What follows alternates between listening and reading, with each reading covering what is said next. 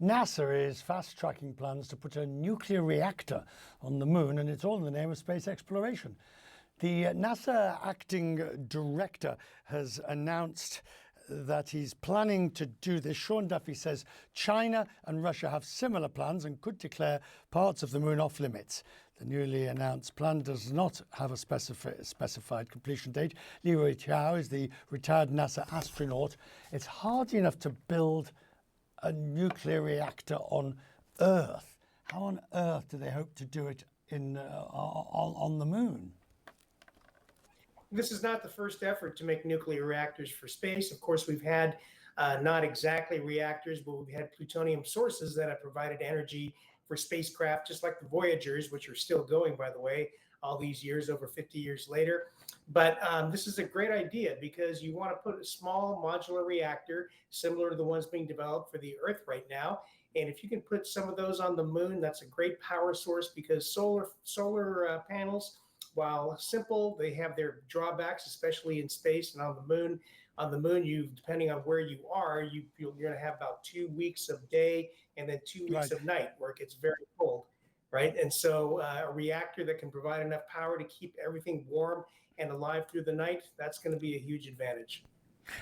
The difficulty of getting these modules there, installed and operational, will be what?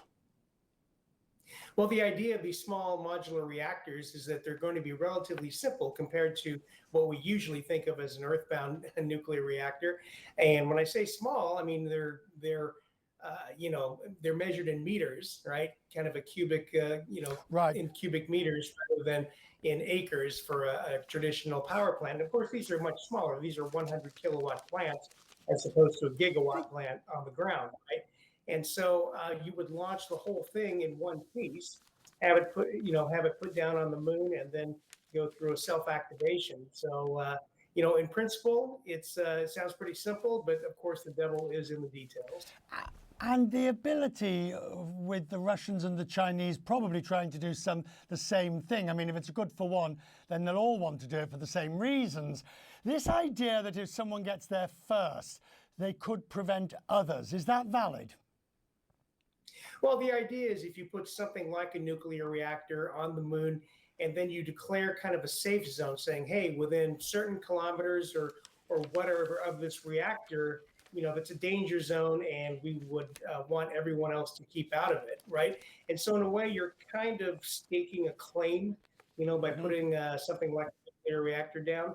So that is the concern or a concern of what Sean Duffy was talking about is if Russia and or China put these things down, they can declare these zones almost like claiming them, right? And so we want to be able to do that before they get a chance to. Going back to the moon, which, as I understand it, and put me right, please, the logic is we've got to go there first to really learn more about long-term space habitation before we can embark to Mars and or wherever else we might want to go, because we actually know quite a lot about the moon.